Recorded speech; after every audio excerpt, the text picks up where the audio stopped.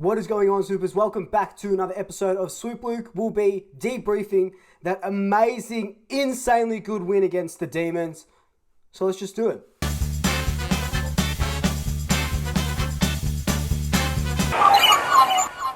Before we jump straight into it, be sure to follow me on all my social media accounts, Instagram, Twitter, TikTok. You know the drill. I really do appreciate it. If you are a new Swooper, welcome. Thank you so much for joining us. Be sure to hit that subscribe button, hit that notification bell, and remember that once I get to 2,000 subscribers, I'll be giving away a home Nike Collingwood jersey. If you are a returning Swooper, welcome back. Thank you so much for rejoining me. It means a lot. I think we're just over 1,900 subs, so that's absolutely huge. But now, let's go over this game. So, yesterday, during round 13 of the AFL season, Collingwood versed Melbourne up at the SCG ahead of Big Freeze 7, and obviously Buckley's last game as coach of the Collingwood Football Club. And let me tell you, it was super emotional, especially the lead up. You see it all over social media. Everyone's posting about Buckley and obviously all good words to say about him. And it was just, farewelling a hero of the club, a legend, a champion. It is always going to be hard. It is always going to be heartbreaking, especially, if you're a new member. Buckley's pretty much all you've known, Buckley and Malthouse as well. So it was always going to be hard. This game was always going to be hard, especially going up against Melbourne, who were at the time sitting 11 wins, 1 loss. Their 1 loss coming against Adelaide by a point. So we knew we had our work cut out for us. In my preview going up to the game, I talked about how we were building for a good game, and it all started with that Sydney Swans game. I know we got smashed. I know we didn't kick a goal for like 3 quarters or whatever the hell it was. That first quarter was phenomenal. Then you go to Port Adelaide, you take it right up to them and you lose. Okay, but we're still playing a little bit better. Then the Geelong game, lose by 10 points, but still, Geelong are one of the premiership favourites. Then Adelaide, we get that win.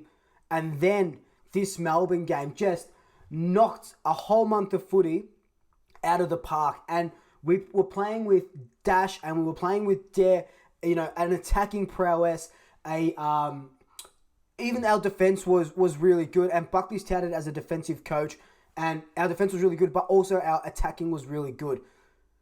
Let me just get one thing clear now, though.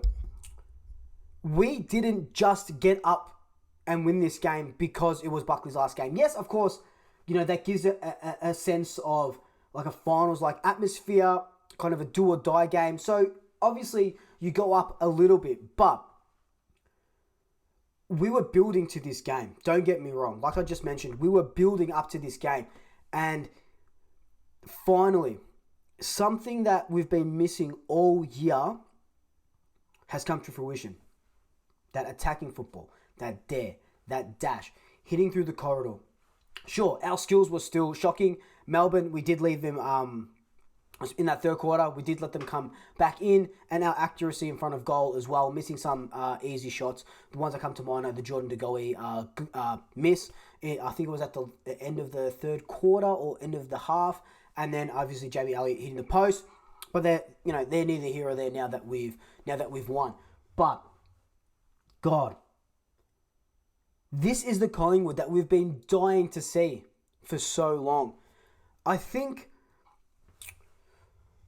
at the start of the season, maybe 6-7 weeks ago, Buckley went in with a certain game plan and he just wouldn't change it. But it looks like over the last 4 or 5 weeks, maybe, with a bit more Robert Harvey input or board input, we really don't know. He's unleashed those reins a little bit and we're starting to play that dare and dash. And then obviously it culminated into a huge win. Well, 16-point win, but still huge in the context of things, against the league leaders, the premiership favourites, Melbourne.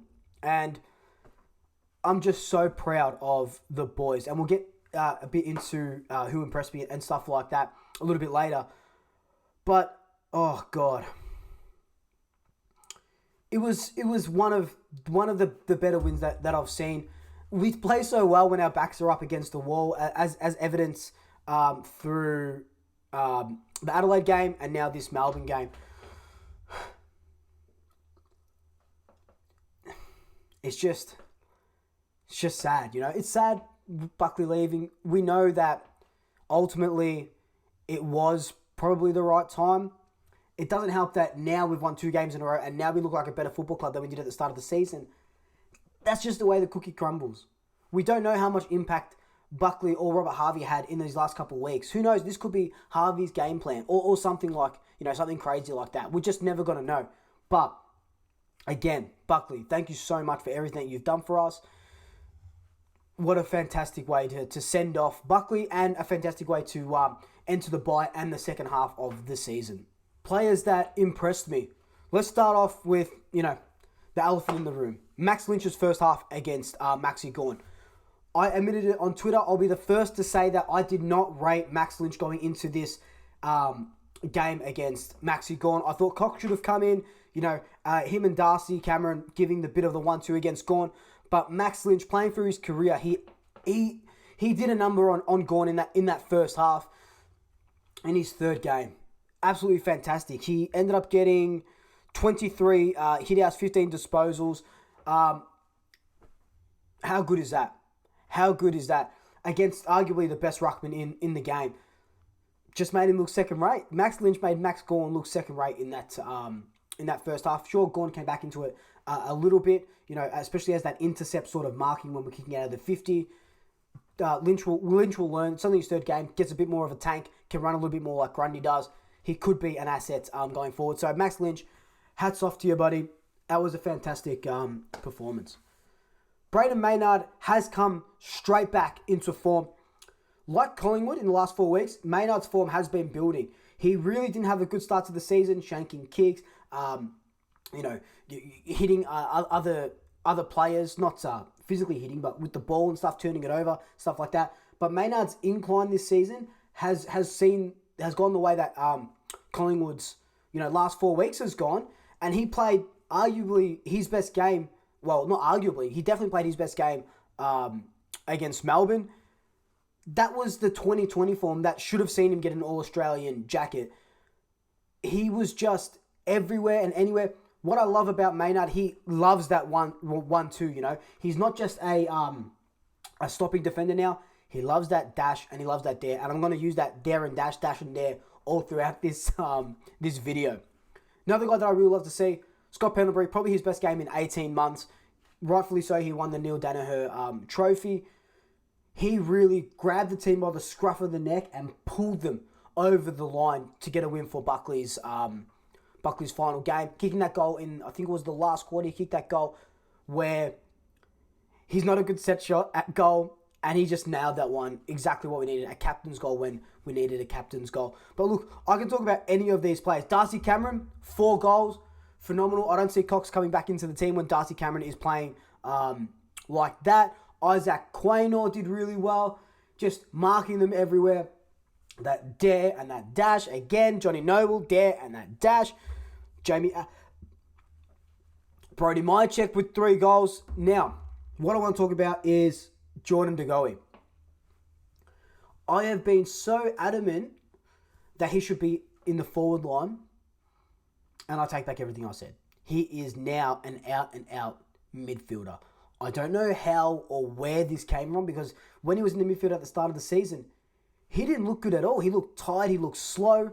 Look, there's some things that he can tune up on. He can attack the player a little bit more. He has to put in a little bit more effort when players are running past him. If you go jump on my Instagram, there's a video there that I explain that. But, you know, 6 scorer involvements or something ridiculous. A bunch of clearances. Let's check his stats really quickly. 32 disposals. He didn't kick a goal. But look at this. 10 score involvements, 3 goal assists, 6 clearances, 4 tackles, 5 inside 50s. Really good. Amazing. 1% he only got 1. So that's the shepherd and stuff like that. That's the sort of stuff that he just has to do that takes him to the next level. But I love the way Jordan went about it. And yes, now with Bo and Ali in the side, he's just an out-and-out midfielder. So now let's look at a bunch of the stats that kind of mattered. Our efficiency inside 50, 25 shots from 47 inside 50 at 53%. In my preview, I said that we were generally sitting about 40 to 45%. We've just knocked that out the park, and that's exactly what we needed. Hitouts, we beat Melbourne 33 to 26. Clearances, 34 to 24. That's huge. Plus 10 in clearances against Gawn and against Luke Jackson is absolutely amazing. Now, one stat that I do love is this one here. Marking. So we took 124 marks to 97 marks. 124 marks to me tells me that, well, not tells me because I could see it, we were controlling the ball a lot more, playing that hands-off game. But 18 marks in our forward 50. We average 9 marks a game in our forward 50. We doubled that. We had 18 marks in our forward 50. Incredible. Who knew? Who knew we could hit targets in our forward 50? We're lowering the eyes now. Jordan De Goey did it twice to my check. We're lowering the eyes. We're not just blazing away, unless we're under pressure. And now we're hitting targets, which is finally. We've been calling for this for 3 years, and it's finally starting to happen. One more thing that I want to talk about is our tackles inside 50. So you remember last week, and I posted this on Twitter and Instagram, I said that once Bo and Jamie are in the same team, so this Melbourne game, our inside 50 tackles will go from 8, which it was the previous week, which was against Adelaide, to between 15 to 17. Our inside 50 tackles were 16. So I'm bang on the money. This is why you subscribe to me. But no, seriously, that's why we bring Bo into the team, because that's exactly what he brings. And it just lifts everyone around. And they were just hunters. We weren't the hunted for once. We were the hunters. And I absolutely love that. Another thing that I really loved was limiting the exposure that Stephen May and Jake Lever had to the ball. I was talking about this on my fan cams yesterday, and some of you guys will bring it up as well, was that, these two players, May and Lever, are kind of like the McGovern and Barras of the Eagles, where if the ball comes in, they're going to take that intercept mark and Melbourne roll off and stuff like that. But when you lower the eyes, you take that away. You absolutely take that away. And our two big forwards kick 7 goals between them. So Checkers and Darcy Cameron. And that's just come down to game plan. And it's finally happening. And we absolutely do love that. All in all, it's really hard to say anything negative about this game. Yes, at times we were a bit slow. We did let them in. Our skills were a little bit terrible here and there. Side bottom being the biggest culprit. But all in all,